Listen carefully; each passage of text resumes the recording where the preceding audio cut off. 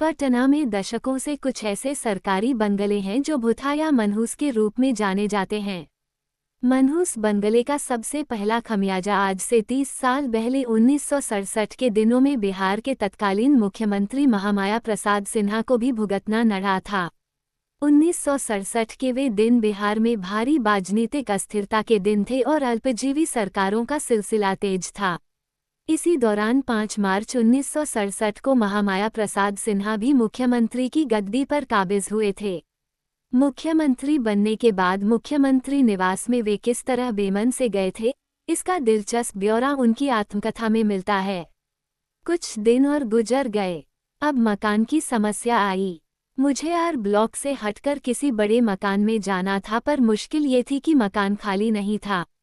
आखिर में ये तय हुआ कि मैं उस मकान में चला जाऊं जिसमें श्री बाबू बिहार के प्रथम मुख्यमंत्री रहा करते थे। दूसरे दिन सुबह श्री चंद्रशेखर सिंह आदि मंत्रिमंडल के सदस्यों ने उस मकान को देखा और राय पक्की हो गई कि मुख्यमंत्री का निवास इस मकान में बराबर के लिए कायम हो जाए। कैबिनेट मीटिंग में इसको पास करा लेना था और ऐसा प्रस्ताव भी किया गया। मुझको सबसे बड़ा आश्चर्य तब हुआ जब जिन सदस्यों ने मकान देखकर स्वीकृति दी थी, उनमें से 2-3 मेंबरों ने वहां विरोध करना शुरू किया। मेरी राय उस मकान में जाने की कतई नहीं थी, इसलिए नहीं कि कुछ मित्रों ने, जिनमें पंडित विनोदानंद झा बिहार के पूर्व मुख्यमंत्री भी थे, मुझसे कहा था कि वो मकान बहुत मनहूस है। मगर जब मेरे कैबिनेट के दोस्तों ने मुझसे आग्रह किया कि मैं उसमें चला जाऊं, तो मैंने यह अच्छा समझा कि उसी में जाना ठीक है। खैर, कैबिनेट ने इस बात को प्रस्ताव द्वारा तय किया कि अब से मुख्यमंत्री का निवास इसी मकान में रहेगा। आखिरकार मुझे उस मकान में बेमन जाना पड़ा। बहरहाल, बेमन से उस मनहूस मकान में गए मुख्यमंत्री महामाया की सरकार 25 जनवरी 1968 को ही गिर गई थी, जो अप्रैल 1967 में बनी थी। मात्र 8-9 महीने में बतौर मुख्यमंत्री महामाया सिन्हा की बुरी दुर्गति हुई।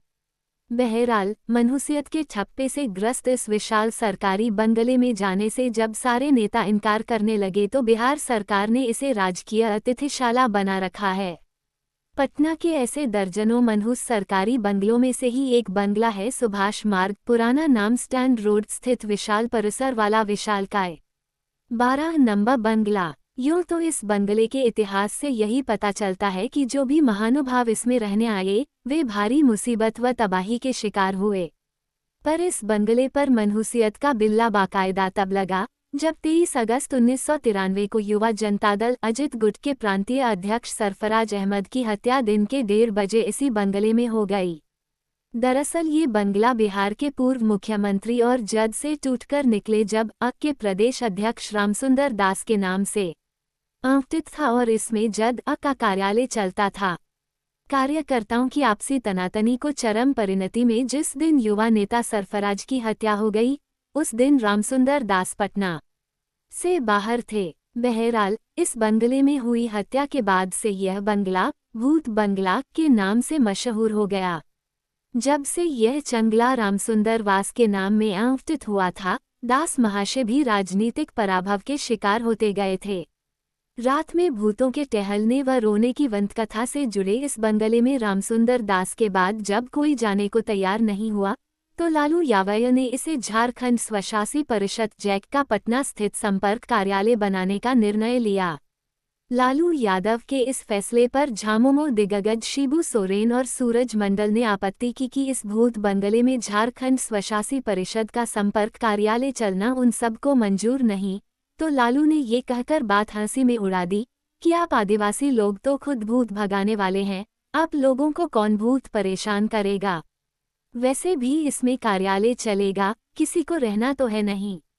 बहरहाल, शिबू सूरज नेता सांसद रिश्वत प्रकरण में फंसे और जेल भी गए। शिबू सूरज ने जब लालू का इस तरफ ध्यान दिलाया तो ये झारखंड संपर्क कार्यालय उठकर पोलो रोड के एक मकान में चला गया और यह मनहूस बंगला बिहार विधान परिषद के सभापति प्रो जाबिर हुसैन को आवंटित हुआ। जटे दिन स्टेट 19,210,210 बोले ब्लू 1। प्रगतिशील विचार और भूत प्रेत न मानने वाले हुसैन महाशय इस बंगले में चले तो आए, पर उनकी पत्नी गंभीर रूप से बीमार पड़ गई। लिहाजा जाबिर हुसैन ने भी इस बंगले को छोड़ दिया। जाबिर हुसैन के जाने के बाद झारखंड क्षेत्र स्वशासी परिषद का संपर्क कार्यालय शिबू सोरेन व सूरज मंडल की लगातार आपत्ति के बाद फिर इस खाली पड़े बंगले में ले आया गया। नतीजतन पिछली बार 1996 के लोकसभा चुनाव में सांसद रिश्वत प्रकरण में उलझे होने के बावजूद चुनाव जीते झामुमो अध्यक्ष शिबू सोरेन भी इस बार 1998 का लोकसभा चुनाव हार गए। यह जरूरी नहीं कि वे इसी मनहूस बंगले के कारपा हारे हों, पर झामुमोचालों के मन में एक मुख्य वहम तो यह है ही। 12 नंबर वाले इस बंगले में अतीत में जाने पर भी दिलचस्प जानकारियां मिलती हैं। मसलन 1977 में बिहार में जनता सरकार के आयकारी मंत्री बने वैद्यनाथ मेहता इसमें रहने आए थे, और जब अगला विधानसभा चुनाव हुआ तो मेहता हार गए और वे आज तक सड़क पर हैं। यही हाल बिहार में पटना स्थित कई विशाल सरकारी बंगलों और एमएलए फ्लैटों को मनहूस माना जाता है। करुणेश्वर सिंह का हुआ, जो कांग्रेस सरकार के उपमंत्री चुनने पर इस बंगले में रहने आए थे, पर अगला विधानसभा चुनाव करुणेश्वर भी हार गए और फिर कभी कुछ न बन सके। विंध्येश्वरी वे सरकार में काबीना मंत्री रहे हरिहर महतो की भी यही दुर्गति हुई। 1986 से 1988 तक मंत्री रहे महतो महाशय इसी बंगले के निवासी थे। बाद में उनकी दुर्गति तो इस हद तक हुई कि उन्हें पार्टी टिकट से भी लगातार वंचित होना पड़ा। 12 नंबर बंगले में बतौर आदेशपाल सपरिवार रहने वाले लक्ष्मण चौधरी की पत्नी मुन्नी देवी माया से कहती है, डर तो लगता ही है। अभी अप्रैल माह में ही जब मैं एक रात बंगले के दरवाजों को सोने से पहले बंद करने गई तो मुझे लगा कि किसी ने मुझे नचाकर फेंक दिया है। मैं गिर गई, पर मेरे पति ने मुझे कहा कि मुझे कमजोरी से चक्कर आया। इसी बंगले के आउट हाउस में वर्षों से रहने वाले एक ड्राइवर गणेश गुप्ता कहते हैं, मैं इस बंगले के आउट हाउस में वर्षों से हूं और अब मैं भी यहां से जा रहा हूं, क्योंकि मुझे लगता है कि मैं जब तक यहां रहूंगा बदकिस्मती मेरा पीछा नहीं छोड़ेगी। 12 नंबर वाले इस बंगले से 25-30 कदम दूर एक 2 मंजिला बंगला है 5M, जो सुभाष मार्ग पर ही स्थित है। इस मकान में पहले बिहार को बाहुबली विधायक आनंद मोहन रहते थे, पर 1990 में पहली बार विधायक बने आनंद मोहन अगला 1995 का विधानसभा चुनाव इस बंगले में रहते हुए 3 क्षेत्रों से लड़ने के बावजूद हार गए थे। उसके जाने के बाद इसमें मसरख के युवा तुर्क जनता दल विधायक अशोक सिंह रहने आए और कुछ ही माह बाद 3 जुलाई 1995 को इस बंगले में ही बम मारकर एक अज्ञात अपराधी ने अशोक सिंह की हत्या कर दी थी। बम विस्फोट में अशोक के परखचे उड़ गए थे। विधायक अशोक की हत्या के बाद ये बंगला आईएएस अधिकारी और पशुपालन सचिव बैंक जूलियस को आवंटित हुआ। बैंक जूलियस को पशुपालन महाघोटाले में जेल यात्रा करनी पड़ी। अभी भी यह बंगला बैंक जूलियस के नाम से है। पटना के मनहूस बंगलों में एक बंगला और मशहूर है दरोगा राय पथ स्थित बंगला नंबर 1। इसमें पूर्व मंत्री व जब विधायक मुद्रिका सिंह यादव रहते हैं। बंगले में आने के बाद मुद्रिका सिंह का मंत्री पद तो गया ही, और जद राजद के विभाजन में वे मृतप्राय जद में रह गए। मुद्रिका सिंह यादव माया से कहते हैं, इस बंगले में आने के पहले कई लोगों ने मुझे बताया था कि यह मनहूस है, पर मैं इन वहमों को नहीं मानता और यहाँ हूँ। आदमी के जीवन में ऊंच नीच तो होता ही रहता है, इसमें मकान का क्या दोष है। विशाल परिसर वाले बड़े सरकारी बंगलों के अलावा छोटे एमएलए फ्लैटों में भी मनहूस फ्लैटों की कमी नहीं। वर्ष 1972 में 19 मार्च को पटना के एमएलए फ्लैट नंबर 102 में रामगढ़ क्षेत्र के कम्युनिस्ट विधायक मजरूल हसन खां की हत्या हो गई थी, और इस हत्या से मुख्यमंत्री पांडे भी स्तब्ध रह गए थे। एमएलए फ्लैट नंबर 102 भी तब से मनहूस फ्लैट के रूप में मशहूर है। इन दिनों ये फ्लैट हिलसा के विधायक बैजू यादव के नाम से आवंटित है, पर बैजू यादव इस फ्लैट में ताला डाले हुए हैं और एमएलए क्लब में रहते हैं। राष्ट्रीय जनता दल सुप्रीमो और बिहार के पूर्व मुख्यमंत्री लालू यादव भी अब बंगलों की मनहूसियतों में विश्वास करने लगे हैं।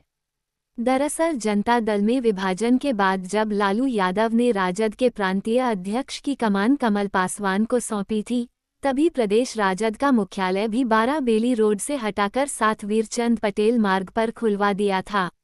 बस इस बंगले में पार्टी का प्रदेश मुख्यालय बनते ही लालू यादव की पराभव के दिन शुरू हो गए थे, क्योंकि चंद माह भी न गुजरे थे कि पशुपालन घोटाले के कारण न सिर्फ उनका मुख्यमंत्री पद छिन गया वरन इसी घोटाले के कारण उन्हें जेल भी जाना पड़ा।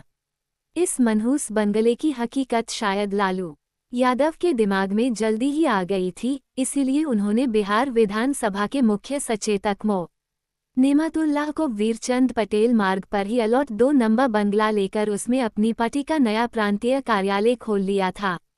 लेकिन लालू यादव को यह नया बंगला भी रास नहीं आया, क्योंकि उनकी मुसीबतें घटने के बजाय और ज्यादा बढ़ गई थीं, इसीलिए 2 नंबर बंगले की मनहूसियत का खुलासा भी जल्दी ही हो गया। दरअसल नेमतुल्लाह ने भी यह बंगला पूर्व केंद्रीय मंत्री रामलखन सिंह यादव के यूरिया घोटाले में फंसे विवादास्पद पुत्र प्रकाश चंद यादव से झपटा था, जो बिहार विधान परिषद सदस्य की हैसियत से इस बंगले में कब्जा जमाए हुए थे। चूंकि रामलखन सिंह यादव व प्रकाश यादव का पटना में अपना विशाल मकान है, इसलिए प्रकाश के नाम आवंटित इस बंगले में रामलखन सिंह यादव ने अपने पुराने संगठन अखिल भारतीय यादव महासभा का दफ्तर खोल रखा था।